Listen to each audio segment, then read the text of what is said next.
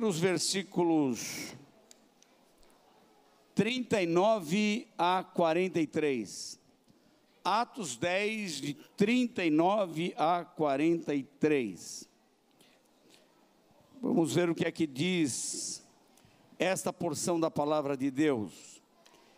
Eu acho que nós conseguimos uma versão igual a que eu leio aqui na tela. Então eu vou ler a da tela. Atos, pode pôr na tela, 10, 19 a 43. Nós somos testemunhas de tudo quanto fez, tanto na terra dos judeus, como em Jerusalém, ao qual mataram, pendurando num madeiro. A este ressuscitou Deus ao terceiro dia, e lhe concedeu que se manifestasse, não a todo o povo, mas às testemunhas predeterminadas por Deus, a nós que comemos e bebemos juntamente com ele, depois que ressurgiu dentre os mortos. Este nos mandou pregar ao povo e testificar que ele é o que por Deus foi constituído juiz dos vivos e dos mortos. Aleluia. A ele todos os profetas dão testemunho. Os que nele creem, diz ele, receberão o perdão dos pecados. Curve a sua cabeça. Senhor, dá-nos a tua graça para expormos com autoridade, certeza absoluta e fé aquilo que acabamos de ler, pois é a tua palavra. Fala conosco esta noite, cumpra os desígnios desta mensagem, é o que pedimos em nome de Jesus, amém. Hoje nós estamos fazendo duas comemorações simultâneas, a do nascimento de Jesus, pela apresentação que já tivemos das crianças, e também a da ceia do Senhor. Dois extremos da vida, nascimento e morte. Assim é a vida de todo ser humano. Um dia nasce, um dia morre. Se ele é um salvo, vejam como é que fica isso. Quando nasce, ele chora e todos sorriem. Quando morre, todos choram e ele sorri. Porque ele se encontra com o Senhor. Jesus, quando nasceu, certamente chorou. Nenhuma criança nasce sem chorar, porque assim que começa a abrir os pulmões e se dá início ao processo de respiração, porque até então ela está sendo alimentada pelo útero materno, através de um cordão umbilical. Na sua morte, Jesus chorou, mas quando ele saiu desse corpo, ele foi para o paraíso. Esse foi o anúncio que ele fez àquele ladrão que estava do seu lado. Ele disse, hoje mesmo estarás comigo no paraíso. Paraíso é lugar de alegria, é lugar de gozo, é lugar de descanso, é lugar de paz. É o lugar que nós ensejamos estar quando deixamos esse corpo, a menos que Jesus venha antes e não tenhamos que passar pela morte. Quero pensar em duas coisas sobre Jesus, o seu nascimento e a sua morte. O que a Bíblia informa sobre o seu nascimento, do ponto de vista natural, que Maria, aquela jovem, teve o anúncio de que seria mãe ainda antes de se casar. Hoje não é preciso se casar para ser mãe, porque a sociedade não liga para isso. Mas ela seria mãe sem ter uma relação de uma forma divina, especial. O que sabemos sobre o nascimento de Jesus é que, além da anunciação, Maria teve que esconder por 9 meses a sua gravidez. Afinal de contas, naquela cultura, ela podia ser morta por apedrejamento, e não somente ela, mas também o rapaz. estaria comprometido. Quem acreditaria naquela história de uma gravidez sem relação? E ela então vai se abrigar por alguns meses na casa da sua prima Isabel, que é esposa de um sumo sacerdote, o nome dele era Zacarias, aliás, sacerdote. E ela encontra amparo naquele lugar, porque a sua prima é a única pessoa do mundo capaz de entendê-la. A Bíblia nada fala sobre a mãe, sobre o pai de Maria, mas ela certamente tinha mãe, tinha pai, tinha tios, tinha parentes, tinha vizinhos. Como ela iria explicar uma gravidez assim? Era complicada a vida dela. Para ser mãe de Salvador, ela correu riscos. O que sabemos sobre o nascimento de Jesus? Sabemos que o casal estava fora da sua cidade quando Jesus nasceu, estava em Belém, num alistamento. E ele nasce num lugar, uma cocheira, lugar onde os animais dormiam, uma estribaria. O que mais sabemos? Que no seu nascimento houve um coral de anjos do céu que cantou Glória in excelsis Deo, glória a Deus nas alturas. Sabemos que havia pastores no campo na madrugada e que eles foram também divinamente avisados no nascimento. O que mais sabemos sobre o nascimento de Jesus? Que magos vieram do Oriente, conforme discorria há pouco, quando falava da oferta. Trouxeram-lhe presentes. Que mais sabemos? O que sabemos é que Herodes ficou enfurecido com aquele nascimento, porque sabia que havia uma profecia de que um dia da família, da linhagem do rei Davi, nasceria alguém, e Jesus cumpria todas aquelas profecias messiânicas do passado. E se nascesse esse rei, ele poderia reivindicar o trono. Logo, Herodes, a dinastia herodiana, iria cair por terra, e com medo de que isso acontecesse, manda matar as crianças de 2 anos para baixo. O que mais sabemos sobre o nascimento de Jesus? Sabemos que por causa desse fato, eles são divinamente orientados a deixar a terra e se exilarem no Egito por um tempo, até a morte de Herodes. São esses os fatos bíblicos narrados sobre o nascimento de Jesus. Não são muitos, são poucos, são belos. Muitas músicas foram feitas sobre cada um desses acontecimentos. Muitas pregações já foram feitas, livros foram escritos. Mas nós, evangélicos, não nos detemos apenas nos fatos históricos do nascimento natural de Jesus. Para nós interessa aprofundar o assunto e pensar que ele é o Logos divino encarnado, conforme a literatura de João. Aí há mais profundidade, porque aí estamos ultrapassando os limites dos relatos do nascimento natural. Logos encarnado, Logos que na filosofia grega era a própria expressão máxima da razão divina. Ele, nascendo homem, traduz a natureza hipostática. O que é isso? O que é essa junção? O que significa essa palavra? Que ele tem uma natureza hipostática, a união do divino com o humano. Aí a gente começa a adentrar no campo da teologia, mas nós entramos por aí, quando falamos que Jesus era divino e era também humano. Há muita profundidade. Ele é aquele que se esvazia, segundo os escritos de Paulo, e se faz homem como nós, se humilha e sofre morte de cruz, mas como homem não morou nas melhores casas, não nasceu num palácio real, mas nasceu numa família pobre, cujo pai era um mero carpinteiro. Jesus não usava carrões, como dizem aí os paroleiros da prosperidade. Ele não usava carrão. O dia que ele usou um transporte, foi filho de um jumentinho emprestado, que nem dele era. Nós aprofundaríamos o assunto se fôssemos falar sobre Jesus encarnado. Nós iríamos além do que a narrativa do nascimento biológico.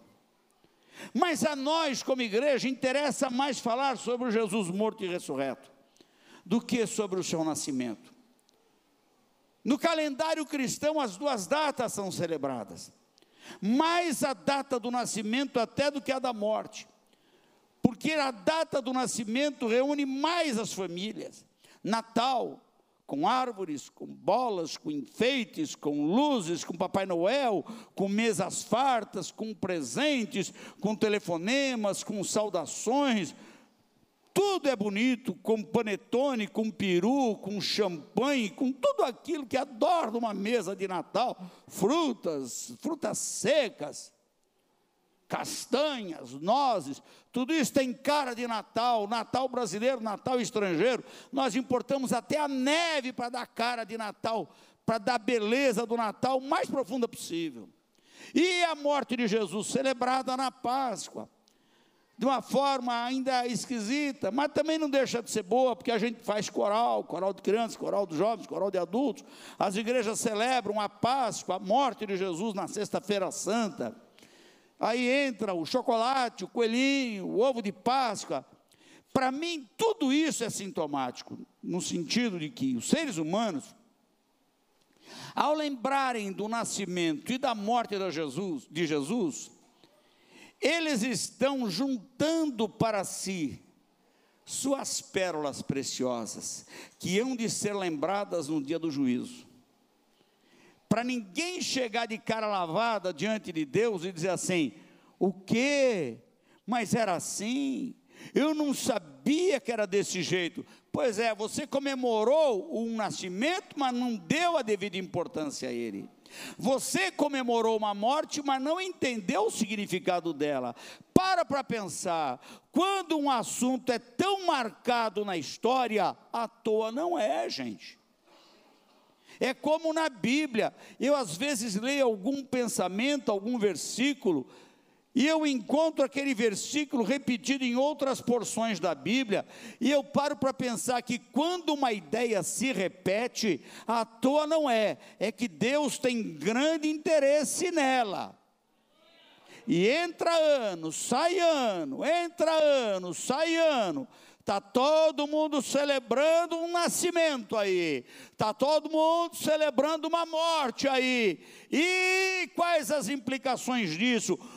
Quem é a pessoa lembrada no nascimento e na morte? Quem é não sei, mas que a festa é gostosa é. Fica com a festa, mas você vai ficar também com a responsabilidade dela, porque isso tudo está acumulando memória para cada um no dia do juízo. Você entendeu o que eu falei? Para nós isso não é problema, porque nós levamos a sério o nascimento de Jesus, não como algo para ser comemorado apenas para reunir famílias. Os ateus também comemoram o Natal, ateus também comemoram a morte de Jesus, comemoram a Páscoa, pessoas de outras religiões comemoram o Natal e comemoram a Páscoa, estão nem aí para a pessoa, mas a festa interessa, a festa é boa, a festa é cultural, a festa faz parte do calendário, então que vale a festa? É que nem 7 de setembro, todo mundo aproveita para ver se é feriado de quinta ou se é feriado de segunda para emendar, todo mundo quer aproveitar o feriado, ninguém está nem aí para o Pedrão, que aí perto de nós, aqui, a poucas quadras daqui, arrancou a espada e bradou, independência ou morte. Mas quem está ligando para isso? Nós desfrutamos do que ele fez, mas ninguém está preocupado em celebrar a memória. Bem, eu quero considerar o seguinte: a morte de Jesus, que é o que hoje celebramos através da ceia, ela tem várias perspectivas. Do ponto de vista religioso, lá entre os judeus, Jesus morre porque ele teve a presunção de passar por Messias. Imagina, ele quer ser o Messias. Não, ele não quer ser o Messias, ele é o Messias. Do ponto de vista jurídico, quer passar por rei, ele é o rei dos reis, o senhor dos senhores, mas quando quiseram entronizá-lo como rei, o povo fez lá um motim, quiseram fazer um trono para ele, começaram a clamar, rei dos judeus, ele disse, para, ele disse, vocês estão equivocados a meu respeito, eu não vim para uma coisa tão pequena, eu não vim para um reino desse, o meu reino não é desse mundo. Do ponto de vista popular, Jesus era um impostor, tanto é que ele foi trocado por um facínora, Barrabás. Do ponto de vista da humanidade, ele era um homem bom que morreu como mártir porque foi incompreendido. Oh, tadinho. Do ponto de vista de Deus, ele é o preço da sua satisfação, porque a Deus agradou moê-lo. Ele precisava que o seu filho morresse, para que ele então se satisfizesse com um preço que ninguém jamais seria capaz de pagar. E o escritor de Hebreus explica isso: sem derramamento de sangue não há remissão. A única forma do Senhor propiciar perdão para os nossos pecados era com a morte do seu filho Jesus. E do ponto de vista da igreja, a morte de Jesus significa que ele é o Cordeiro Pascal, que foi morto para a nossa salvação. Glória a Deus por isso. Então, nós temos motivos de sobra para comemorar mais a morte e a ressurreição de Jesus do que até o seu nascimento.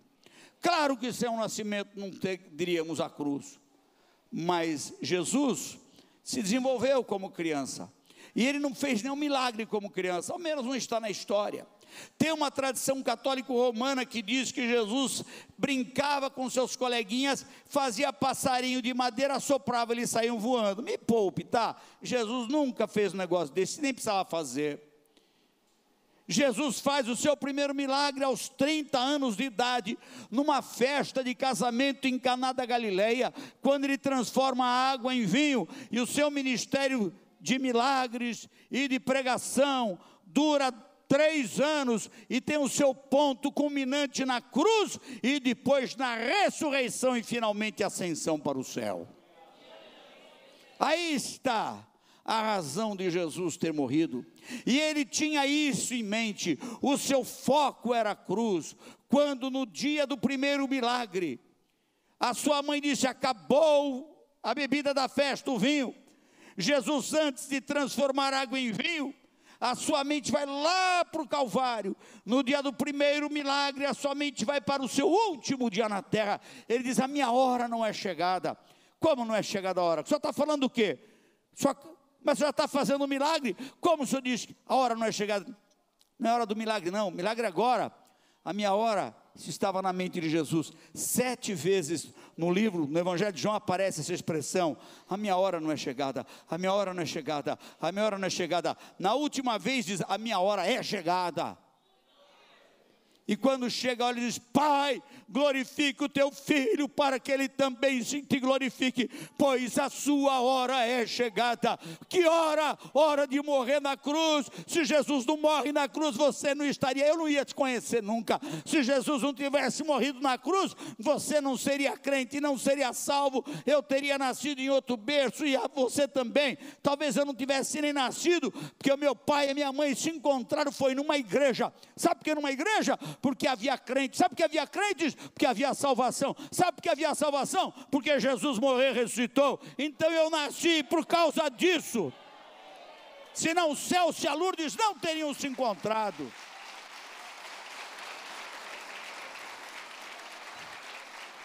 Veja os desdobramentos dessa morte. Veja onde isso nos trouxe. E aonde isso vai nos levar. Agora vejam, eu li um texto. Eu quero falar um pouco sobre esse texto que eu li. Vejam,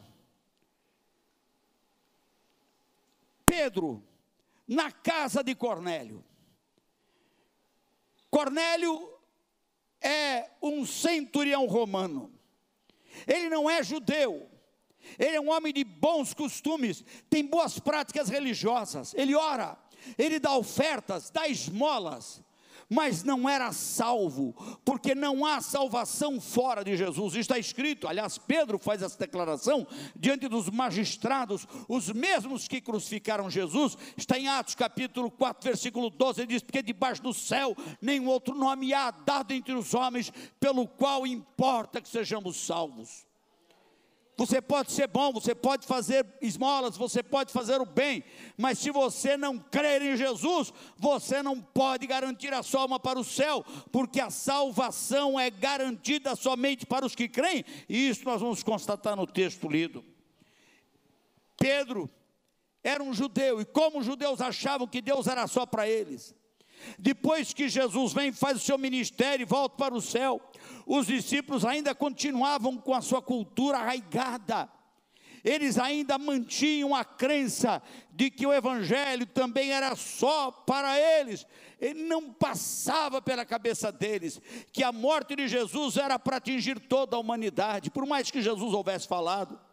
Jesus, antes de morrer, aliás, antes de ir para o céu, ele diz: portanto, ide, ensinai todas as nações, batizando-as em nome do Pai, do Filho e do Espírito Santo, ensinando-as a guardar tudo que vos tenho dito, e eis que estou convosco a todos os dias, até a consumação dos séculos. Parece que esse ide de Jesus não penetrou bem na cabeça deles. Por quê? Porque Pedro não tinha ideia de que podia evangelizar um não-judeu. Não entrou na cabeça de Pedro a ordem de se pregar para toda a humanidade. Pedro não tinha entendido isso, e não só Pedro, os demais também. Um dia Pedro está na sua casa orando, aparece um anjo para ele e diz assim: olha, vão vir 2 homens te procurando, você acompanha esses homens. Mas antes disso, ele tem uma visão, e na visão ele vê um lençol, e no lençol aparecem animais que ele, na sua dieta judaica, no seu kasher, não podia comer. Era-lhe proibido pela lei mosaica certos alimentos, e agora ele tem uma ordem: mata esses animais e come. Diz: eu não vou matar e comer esses animais, isso não faz parte da minha dieta, eu tenho princípios, mas a orientação vinha do céu. E o que o Senhor queria dizer com aquela visão? Chegou a hora de você romper com a sua etnia, chegou a hora de você romper com as suas tradições, chegou a hora de você amolecer o coração e entender que a mensagem do evangelho que salva não é só para o judeu, é para toda a humanidade. No que ele está ouvindo o anjo falar com ele, bate na porta dele os enviados de Cornélio. Por que Cornélio mandou? Porque ele também teve uma visão, e os anjos apareceram para ele dizendo: envia homens a Jope, porque vão encontrar um homem num endereço tal, ele se chama Pedro, é pregador do evangelho, ele vai dizer tudo que você precisa ouvir. E por que um pregador do evangelho? Porque os anjos já não fizeram isso, porque anjo não pode pregar, quem pode pregar é o Walter, é o João, é o Jairson, quem pode pregar é o Magno, quem pode pregar é o Marcos, quem pode pregar é o Heron, quem pode pregar é você. Anjo não pode pregar. E se anjo pregasse, eles iam ser tão desrespeitados, seriam tão banalizados, que os homens iam dizer: ô anjo, você tem fome? Não, então volta para o teu céu, você não sabe o que é fome. Anjo, você tem dor? Não, então volta para o teu céu, você não sabe o que é ter dor. Anjo, você tem dívida? Então volta para o teu céu, porque você não sabe o que é ter dívida. Anjo, você tem aborrecimento com outras pessoas? Não, então volta para o teu céu. Aí o Senhor levanta homem como eu e com você, que tem fome, que tem cansaço, que tem dor, que chora, que tem problema, que tem conta para pagar, e diz assim: é esse mesmo. Então quando eu falo de Jesus para alguém que está passando por luta, eu não vou dizer: cara, eu sou feliz e você é um desgraçado. Eu vou dizer: cara, eu sei o que você está passando, estou passando também. Eu sei o que você sofre, porque eu já sofri também. Eu sei o que é ter fome, eu sei o que é ter dor, eu sei o que é ter problema. Então eu vou te falar de igual para igual. É o seguinte: na nossa dor, no nosso sofrimento, na nossa luta, eu encontrei Jesus. Isso mudou meu modo de viver e de encarar tudo isso. É o mesmo que vai acontecer com você, porque Jesus veio para o homem na sua dor. Anjo não prega, vai lá, pregador, chama o pregador. E o Pedrão chega lá todo desconfiado. Quando chega, a casa está cheia, está lá Cornélio, a mulher de Cornélio, os filhos de Cornélio, os parentes de Cornélio, os vizinhos de Cornélio, casa grande.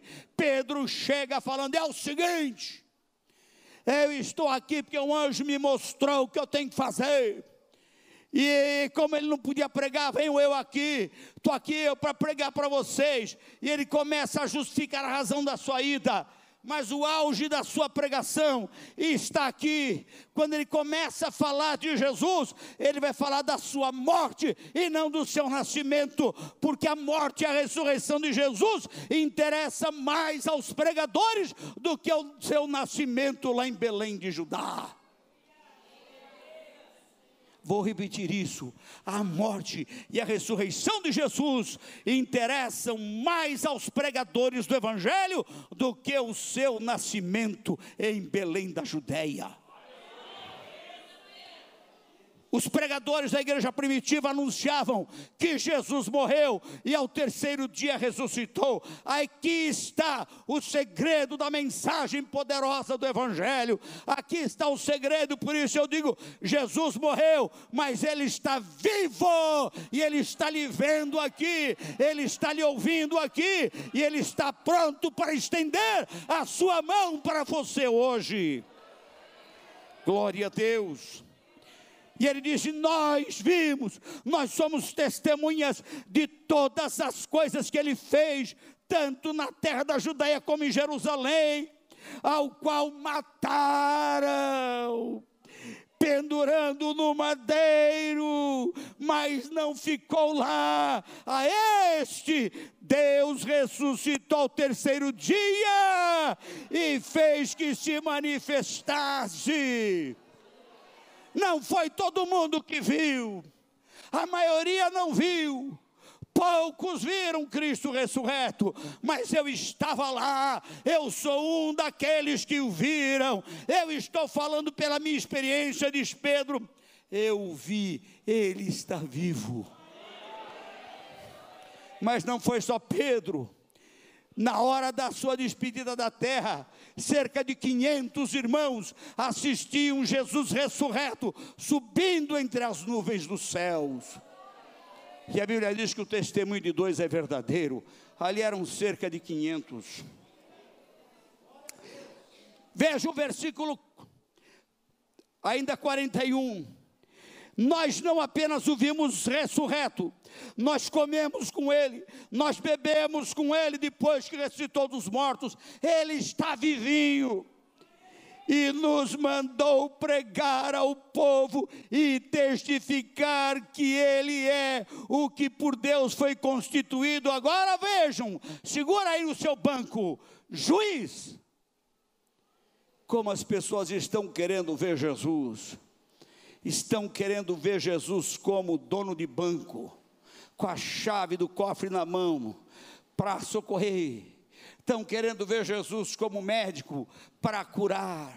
Estão querendo ver Jesus como alfaiate para fazer roupa nova. Estão querendo ver Jesus como dono de fábrica de automóvel para dar carro novo para todo mundo. Estão querendo ver Jesus como dono de uma empreiteira, construtora para dar casa nova para todo mundo. Jesus pode nos socorrer nas nossas necessidades, eu não ponho dúvida aí nisso. Mas Jesus é juiz tanto dos vivos quanto dos mortos. O quê? Por isso que quando a pessoa morre e segue-se o juízo, a Bíblia diz que o homem está ordenado morrer apenas uma só vez, vindo depois disso o juízo. É a razão porque a pessoa precisa conhecer Jesus antes de partir, porque ele é juiz de quem vive e de quem morre. Então Jesus é bom, mas precisa ser temido. Eu conheço alguns juízes, eu tenho amizade com juízes, eu tenho amizade com alguns desembargadores. Eu já conversei muitas vezes com pessoas que trabalham, aqui mesmo tem uma pessoa desembargadora aqui no nosso meio, no nosso culto. São pessoas boas, mas no exercício da sua profissão, são temidos. No exercício da sua profissão, são respeitados. É assim, doutora Flávia. Chega lá para o desembargador: ô Flávia, tudo bem? Toma um cafezinho? Aqui, amiga Flávia. Lá, doutora Flávia. Chegou lá, camiseta regata, tênis, uma boa. E aí, tudo bem? E aí, vamos lá? E a criançada? Não. Doutora Flávia. Alguém vai atender na frente dela, não é ela. É assim? Não é você, não. Jesus é juiz dos vivos e dos mortos. Ressuscitou e foi posto nessa condição. Por isso que nós pregamos um evangelho severo. O evangelho não é essa leviandade que andam dizendo por aí. O evangelho não é essa brincadeira que andam fazendo. Essa gente que nos envergonha pelas emissoras de rádio, que fazem da piedade causa de ganho. Essa semana eu sofri, fiquei tão triste, quando eu fui ligar o rádio do meu carro, de repente eu ouço uma pessoa que eu conheci bem, mas ela não sabe falar de outra coisa. Hoje, qualquer oferta que você der para o nosso programa vai ser transformada em dízimo. Quer dizer, com que autoridade essa pessoa quer transformar uma oferta em dízimo? E o tempo todo falando em dinheiro, dinheiro. O evangelho não é isso, meu Deus, o evangelho não é isso. E nós passamos vergonha por causa dessa gente. Eu não queria estar na pele deles no dia do juízo, porque será muito severo para eles. Mas Pedro não está falando de dinheiro. Ele está na casa de um homem rico. Ele não toca nesse assunto. Ele não está interessado nisso. Ele está lá por divina revelação. Ele está lá porque foi orientado para falar de quem é Jesus. Porque ele morreu, mas porque ele ressuscitou e que ele está vivo, foi posto como juiz dos vivos e dos mortos. Mas veja o versículo 43. A este dão testemunho todos os profetas de que todos os que nele creem. Repitam comigo, por favor, isso. Todos os que nele creem. Digam outra vez. Quem? Quantos? Quem? Quantos? Todos. Todos os que nele creem. O que acontece com eles? Os que nele creem receberão perdão dos pecados pelo seu nome. Por isso que ele morreu e ressuscitou. Ele morreu e ressuscitou porque o preço tinha que ser pago. O preço era sangue. Sem derramamento de sangue não há remissão. Jesus derramou sangue, agora você tem perdão, eu tenho perdão. Jesus já resolveu isso. Ele é juiz, mas é também perdoador. Você está satisfeito com isso? Agora onde eu vou chegar? Quantos aqui querem um avivamento para a igreja? Nossa, vocês não estão com cara de que querem, não. Se a mim isso é muito fraco. Deixa eu fazer de novo a pergunta. Quem realmente deseja um avivamento para a igreja? Nós já tivemos uma palhinha disso. Eu não vou dizer que tivemos um avivamento, foi uma palhinha. Naquela palhinha nós vimos muitas coisas acontecendo. Pessoas recebendo dons espirituais. Foi bom ou não foi? Pessoas com os olhos abertos para ver o sobrenatural. Foi bom ou não foi? Não, não foi muito bom, não. Vocês nem se entusiasmam para falar isso. Eu quero saber se foi bom ou se não foi. Tá. Nós vimos Jesus curando pessoas aqui. Foi bom ou não foi? Eu vi a irmã Neide, sogra do Donizete, domingo no culto.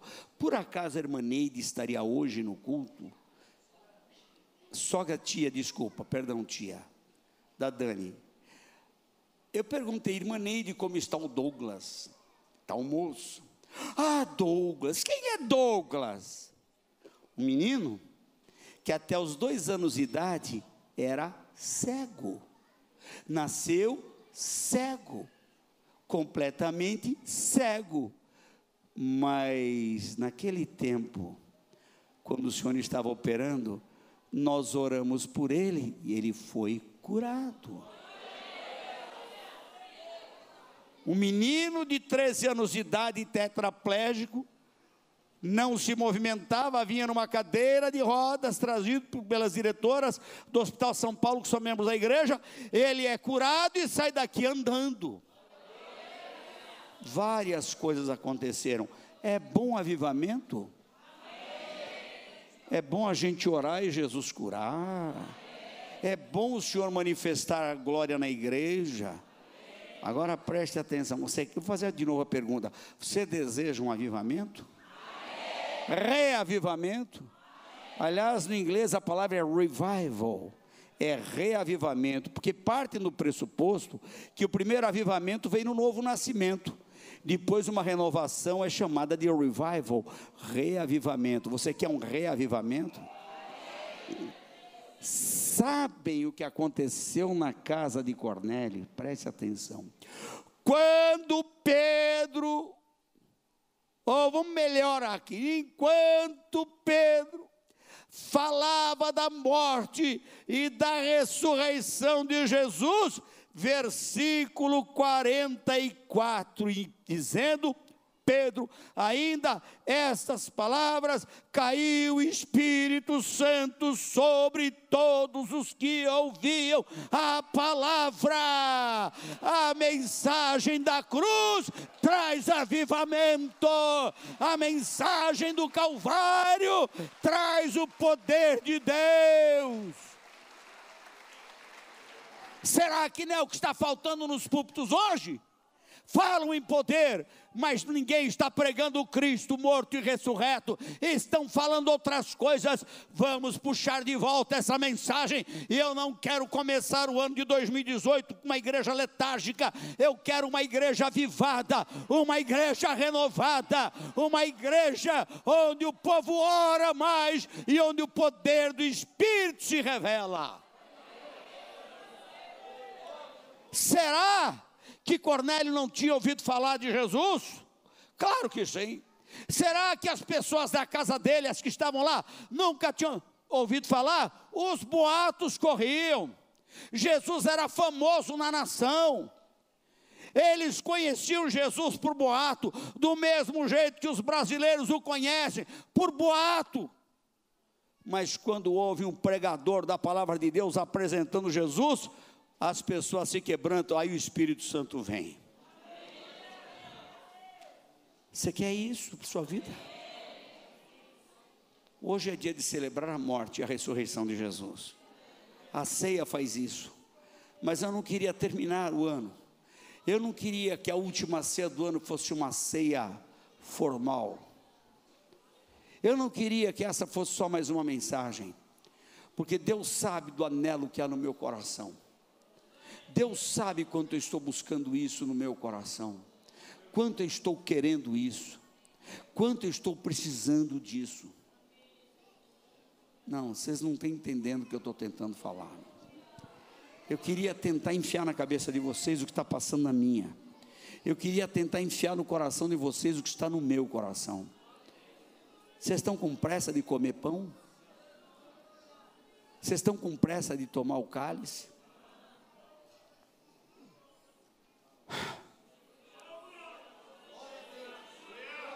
Eu estou lhes falando de uma pessoa que morreu e que ressuscitou. Eu estou lhes falando de alguém que não só está vivo, mas quando eu converso com ele, ele me ouve e me responde. Eu estou lhes falando de um Cristo vivo capaz de mudar circunstâncias. Eu estou falando de um Cristo vivo capaz de curar doentes. Eu estou lhes falando de um Cristo vivo que pode se manifestar em glória no meio da igreja. Fique de pé.